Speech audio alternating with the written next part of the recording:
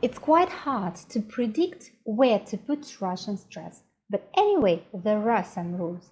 First, put the stress in Russian words clearly and deliberately and skim over non-stressed syllable, like you do in word ever, ever. Can you hear how ever is emphasized and the last e is almost nothing, ever. Do the same thing when you speak Russian. We are talking about stress today.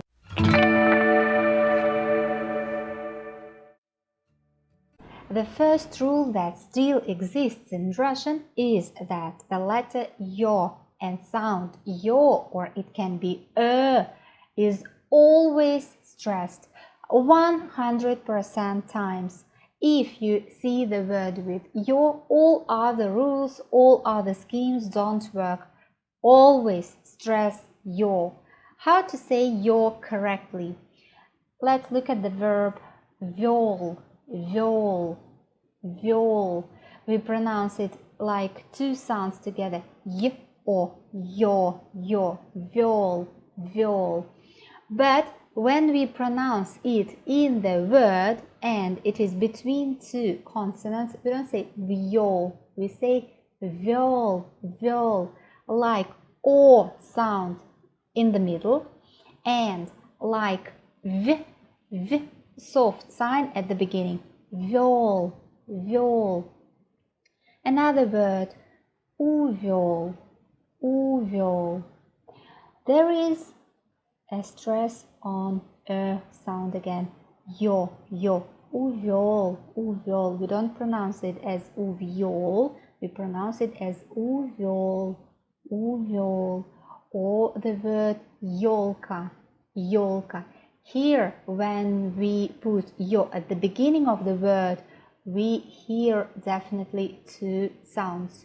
Y or yolka, yolka, or yosh, yojik. Let's take some nouns. As we know, we have three genders: masculine, feminine, and neutral. We are talking about neutral now. Some neutral nouns have ending o. If we talk about nouns, if they have o ending, usually that o is stressed. Can you please read these words? Серебро, серебро, silver. Another one. Лицо, o is stressed. Лицо, so it's not лицо, it's лицо. Another one. Domino, domino. The last syllable is stressed, but the first syllable definitely is not. That is why we pronounced it as domino, domino, domino, domino, domino. And the last one, wine, wine. Vino, vino, it's not vino, it's vino, vino. Let's take some feminine nouns. Feminine nouns in Russian always have ending a or ya. Let's take only nouns that have ending a. If they have two syllables, very often, not 100%, but 90%, in 90% of cases, we put stress on the last syllable, like in the words ruka, naga. Can you please read this one? Reka, that is right. What to do? What happens if they become plural? The stress disappears. It comes from a into the previous syllable. Like in the word ruka, plural is ruki. It's not ruki, it's ruki, the previous syllable. Naga is singular for leg. What is plural? Nogi, nogi. And our word reka, river, reka. Can you please read this plural? Reiki, reiki.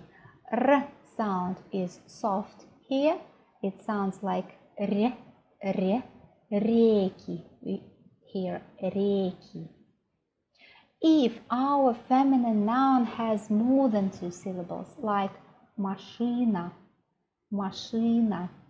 we almost never have our stress on the last syllable. We have it somewhere else. Quite often it is like in the word машина, in the middle, машина. And if it is plural, again, it will not be on the last letter, on the last syllable. It will be машины. It stays at the same place. Another word, лопата. Can you please read plural?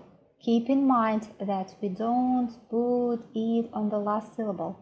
How to read it? Лопаты. That is right. An interesting thing happens with the names, with some most famous names of Russians in the world. For example, what we call as Vladimir in English, we call our Russian president Vladimir. Never say Vladimir if you're in Russia. It is absolutely mistaken. Vladimir, his name is Vladimir Putin. Vladimir. Another Russian president that worked in 90s, I think, his name was Boris Yeltsin. His name wasn't Boris, his name was Boris. In Russian, we don't have Boris, we have only Boris. Such Russian names as Maria sound the same. Maria, Anastasia. They have their stress on the last syllable. Maria, Anastasia. As we all know, and as I have already said, if the letter O isn't stressed, we pronounce it as a very neutral sound, something like in the word хорошо. It is very similar to English word sofa, and the last A is more or less the same sound. Sofa, хорошо. Sofa, хорошо. If our Russian word is a preposition that has only 2 letters, like sa, от, до, usually we join it to the next word, and that is why these O in words like от and до are not stressed. These sounds are not stressed because they become the part of another word.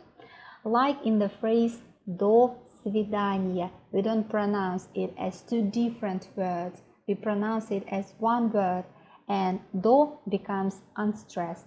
До свидания. Or от нас, from us, от нас. Prepositions are not main parts of the sentence. That is why they usually come together with other words, and other words are more important. What we are going to do now, I think all that information in your head is mixed up and you feel a bit confused. Let's practice it. Can you please read these 2 words? Do you remember when we have 2-syllable noun which has ending R, usually that ending is stressed? How to read this word? Душа. How to make it plural? Now the stress isn't on the last syllable, and we pronounce it as души. Great. Another pair. Now we have a feminine noun with 3 syllables. Now the stress is not on the last syllable, it is in the middle. Лопата. The first syllable has sound O, but it is not stressed. We pronounce it as la. Лопата. Plural form. The same. Лопаты. Лопаты. We never put stress on the last syllable in such words. Another word. Now it is neutral and now it is ending O. It is stressed. Зерно. Зерно. Great. Let's go on. Now we have plural form because we see ending U, and we know that this U shouldn't be stressed. How to say that word? Школы. Schools. Школы. The singular form is школа. Школа. Another one, very similar.